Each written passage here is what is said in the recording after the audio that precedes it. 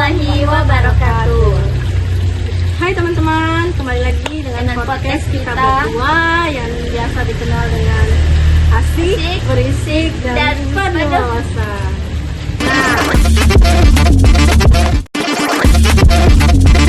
Nah, di sini kami ingin membahas mengenai politik hukum. Oke teman-teman, ikuti pembahasan kami ya. Enggak sih kalian ngerasa kok aturan hukum di negara kita itu sering banget ya berubah? Kemarin boleh, sekarang nggak boleh. Atau sebaliknya. Nah, hari ini kita bakal bahas bareng nih dengan Kak Fitri sebagai pakar hukum kita.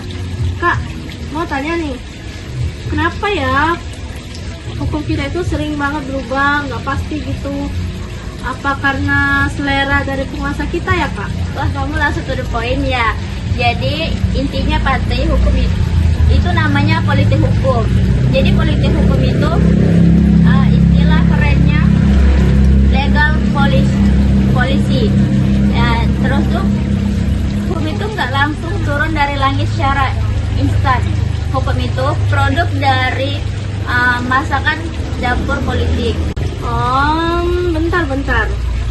Berarti hukum itu disetir sama politik ya, Kak? Bukannya harusnya politik itu harusnya independen dan sakral ya, Kak? Hukumnya harus tegak dan adil, itu betul. Tapi proses pembuatannya itu politik. Gini analoginya, negara itu kayak kapal besar, lalu politik hukum itu seperti kompas atau alur mau kemana kapal itu tersebut. Nah, misal nih pemerintah lagi ngebet banget untuk ekonomi digital, maka politik hukum bakal ngeluarin, politik hukum tuh bakal ngelahiri undang-undang yang ramah startup dan investasi digital.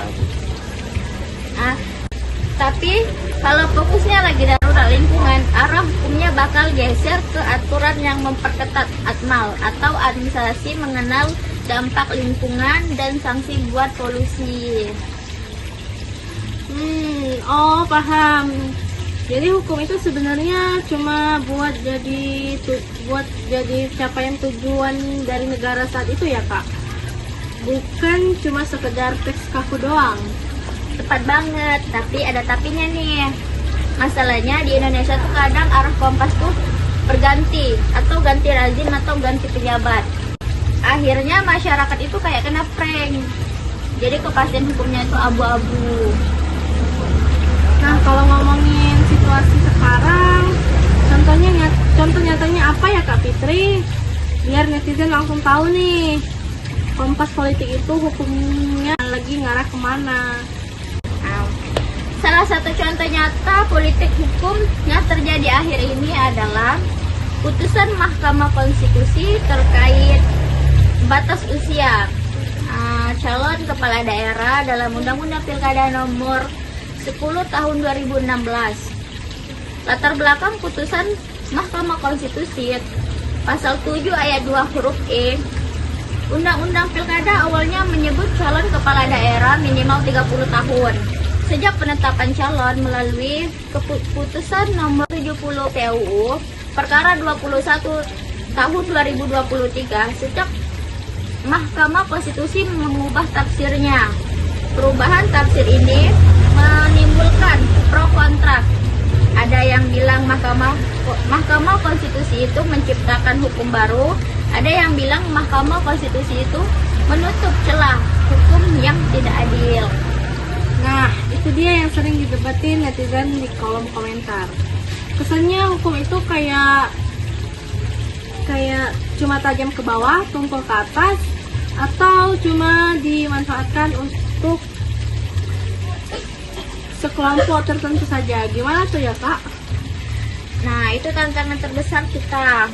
Politik hukum itu yang sehat tidak harus dengaris suara publik atau partisipasi bermakna, bukan cuma bisikan elit. Kalau undang-undang dibuat buru-buru tanpa dengari masyarakat, ya jangan kaget kalau pas disahkan langsung demo atau digugat ke Mahkamah Konstitusi. Gokil ya. Jadi intinya kita sebagai anak muda atau masyarakat umum nggak boleh buta politik ya guys, karena keputusan politik hari ini dapat mengubah hukum kita buat esok hari. Betul banget, kawal terus ya kebijakan yang sama dengan pasarnya. Gokil sih. Mantap. Gimana nih menurut kalian pada saat ini aturan hukum mana yang perlu direvisi pada saat ini? Coba tulis di kolom komentar ya. Jangan lupa like, Subscribe, dan komen. komen, bye-bye. Bye-bye. Wassalamualaikum warahmatullahi wabarakatuh. Sampai jumpa di podcast kita selanjutnya.